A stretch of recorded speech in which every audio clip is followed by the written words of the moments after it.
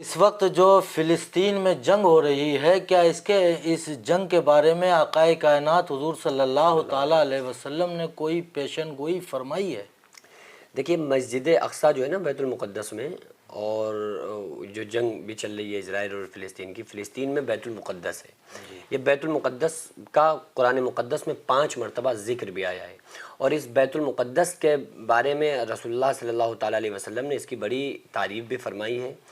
اور رسول اللہ صلی اللہ علیہ وآلہ وسلم کے دور میں خود رسول اللہ صلی اللہ علیہ وآلہ وسلم اور اصحاب پہلے بیت المقدس کی طرف منہ کر کے ہی نماز پڑھتے تھے.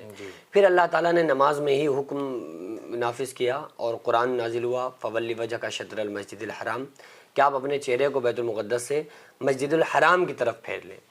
تو اس مسجد اقصیٰ کے متعلق رسول اللہ صلی اللہ علیہ وسلم کے دور میں کچھ لوگ ذکر کر رہے تھے. صحابہ کرام تشریف فرما تھے، صحابی فرمانے لگے کہ مسجد اقصیٰ میں نماز پڑھنے کی زیادہ فضیلت ہے یا مسجد نبوی صلی اللہ علیہ وسلم میں. تو آقا علیہ السلام نے ارشاد فرمایا کہ مسجد نبوی میں 1 رکعت پڑھنا مسجد اقصیٰ میں 4 رکعت پڑھنے کے برابر ہے. یعنی کہ جو فضیلت زیادہ بڑی ہے وہ مسجد نبوی کی ہے. ٹھیک ہے. اور جو ایک سسٹم ہے، پہلے نمبر پہ مسجد حرام، پھر مسجد نبوی، اس کے بعد بیت المقدس. اور بڑی قدیمی کعبے کے بعد سب سے پہلی مسجد اقصیٰ ہی ہے. تو معاملہ یہ ہے کہ رسول اللہ صلی اللہ تعالیٰ علیہ وسلم نے یہ بھی فرمایا، ترمذی کی غالباً حدیث ہے، آقا علیہ السلام نے فرمایا کہ ایک وقت ایسا آئے گا کہ بیت المقدس میں مسجد اقصیٰ میں جو لوگ نماز پڑھ لیں گے اور یا مسجد اقصیٰ کو دیکھ لیں گے اپنی آنکھوں سے، تو ان کی نظر میں دنیا اور اس میں جو کچھ ہے یہ اس سے بھی زیادہ بہتر ہوگا کہ وہ مسجد اقصیٰ کو دیکھ لیں گے. ٹھیک ہے. تو یہ مسجد اقصیٰ پہلے چونکہ یہودیوں کے انڈر میں تھی سب سے پہلے، اس کے بعد عیسائیوں نے ان سے چھینی اور عیسائیوں نے یہودیوں کو وہاں سے نکال دیا. اس کے بعد حضرت عمر رضی اللہ تعالیٰ عنہ کا جب دور آیا ہے نا، تو حضرت عمر رضی اللہ تعالیٰ عنہ نے اس پر آپ نے اس کو فتح کیا، اور ایسے عجب انداز میں اس کو فتح کیا ہے کہ تاریخ شاہد ہے کہ حضرت عمر رضی اللہ تعالیٰ عنہ صرف اپنے غلام کو لے کر مسجد اقصیٰ فتح کرنے کے لیے نکلے تھے. اور غلام سے فرمایا کہ تھوڑی دور، اتنی دور تم اونٹنی پر سوار ہو جاؤ گے سواری پر، میں نکیل پکڑ کے چلوں گا، اور جب میں سوار ہو جاؤں تو تم نکیل پکڑ کے چلنا. تو باری باری ہوتا رہا. جب مسجد اقصیٰ کے قریب پہنچے نا تو غلام کی باری اوپر بیٹھنے کی تھی، فاروق اعظم کی باری نکیل پکڑ کے آگے چلنے کی تھی. تو غلام نے کہا حضرت مجھ سے نہیں ہوگا، آپ اوپر بیٹھ جاؤ، میں اپنی باری آپ کو دیتا ہوں. حضرت عمر نے فرمایا کہ قیامت کے دن میرا بوجھ تم اٹھا سکو گے؟ تو بہرحال حضرت عمر نے اپنے غلام کو ہی اس پر بٹھایا، سوار کیا کہ تم ہی سواری پر سوار ہو جاؤ، اور نکیل پکڑ کے چلنے لگے. مسجد اقصیٰ کے جیسے ہی قریب پہنچے نا تو حضرت عمر کی ایک پیر کی چپل ٹوٹ گئی.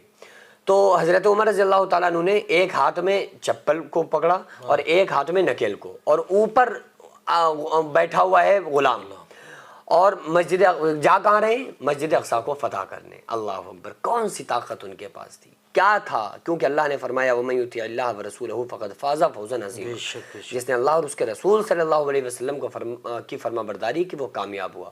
آپ دیکھیں نا، حضرت عمر رضی اللہ تعالیٰ عنہ ایسا فالو کرتے تھے کہ ایک مرتبہ جا رہے تھے تو وہاں پر کوئی ٹھوکر والی چیز نہیں پڑی ہوئی تھی، لیکن خود سے ٹھوکر ماری اور گر گئے، لڑکھڑا گئے.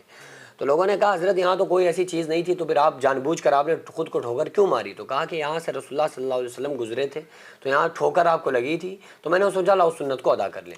تو اس کے ذریعے سے اذیت پہنچانا یہ تو جائز نہیں ہے، لیکن بس وہ انداز انہوں نے اپنانا چاہا، یہاں پر انداز اپنانا چاہا. ایسے ہزاروں واقعات ہیں جو رسول اللہ صلی اللہ علیہ وآلہ وسلم کے دور میں پنالہ لگا ہوا تھا، مسجد نبوی کے راستے میں گرتا تھا تو حضرت عمر نے اس کو ہٹوا دیا. ایک بوڑھی حبشی عورت کھڑے ہو کر کہنے لگی کہ عمر جس پنالے کو آپ نے ہٹوایا ہے رسول اللہ نے اپنے ہاتھوں سے لگایا تھا.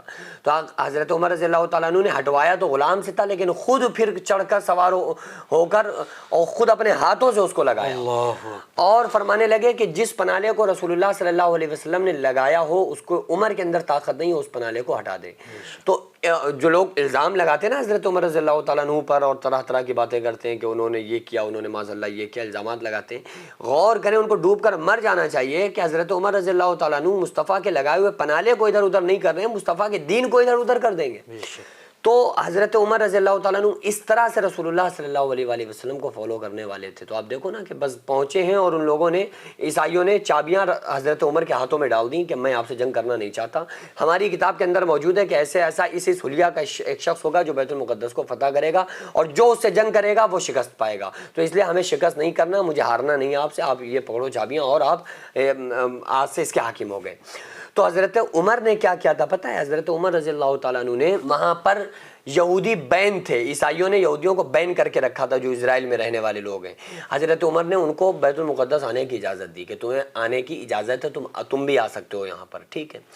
اور وہاں پر ایک یہودیوں کی ایک بڑی متبرک جگہ تھی مخصوص, تو وہاں پر عیسائیوں نے کوڑا ڈالنا شروع کر دیا. لیکن جب حضرت عمر نے فتح کیا نا بیت المقدس کو, تو کوڑا پڑنے والی جگہ کو صاف کروا دیا. اور کیونکہ اس لیے کہ بھئی ان کی سے آستھا جڑی ہوئی ہے, تو اس لیے ہم نہیں چاہتے کہ ان کی جو متبرک اور پاکیزہ ان کی نظر میں جو جگہ ہے تو اس کے ساتھ ہم چھیڑ چھاڑ کریں. تو یہ تمام کام حضرت عمر رضی اللہ تعالیٰ عنہ نے کر کے دیے. تو آپ غور کریں نا کہ جو یہودی اتنا وہ کر رہے ہیں, تو یہ ان کو تو عیسائیوں نے نکال ہی دیا تھا.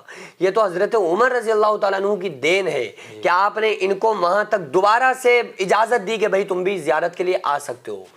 تو بہرحال یہ ہے کہ یہ جنگیں ہو رہی ہیں, ہوتی رہیں گی. اور آقا علیہ الصلوۃ والسلام نے ارشاد فرمایا کہ جب سارا جو علم ہوگا وہ مدینے کی طرف آ جائے گا, جزیرہ عرب میں آ جائے گا, اور اس وقت امام مہدی کے ساتھ جو لوگ کھڑے ہوں گے وہ حق پر ہوں گے, اور تم ان کا ساتھ دینا. اور اس جنگوں کے بارے میں بھی یہ آتا ہے نا کہ بہت سارے بزرگان دین نے بھی اس بات کو فرمایا ہے کہ جب اس طرح کا مسئلہ ہے تو وہاں کا ساتھ دینا, کیونکہ ان کو ہی فتح حاصل ہوگی, وہ حق پر ہوں گے. کیونکہ ان کی جنگ کوئی ذاتی لڑائی نہیں ہے, ان کی جنگ بیت المقدس کے لیے ہے, ان کی جنگ. تو آپ دیکھیں نا کہ جب جس رب نے کعبے کو ابراہ سے بچایا تھا, اللہ تعالیٰ ظالموں سے اپنے اس گھر کو بھی بچائے گا. تو بہرحال یہ ہے کہ حضرت عیسیٰ علیہ السلام بھی اسی علاقے میں آئیں گے, اتریں گے, نازل ہوں گے دمشق میں, اور حضرت امام مہدی بھی وہیں پر جا کے ان کی پہچان ہوگی اور اسی علاقے میں رہیں گے, تو ان کا لوگ سپورٹ کریں گے. تو اس لیے, اور یہ لوگ بھی ان کا سپورٹ کریں گے. تو حضرت امام مہدی جس جماعت سے ہوں وہ حق پر ہوا کرتی ہے, وہ حق پر ہے. اس پر مہر ہمارے نبی صلی اللہ علیہ وآلہ وسلم نے 1400 سال پہلے ہی لگا دی.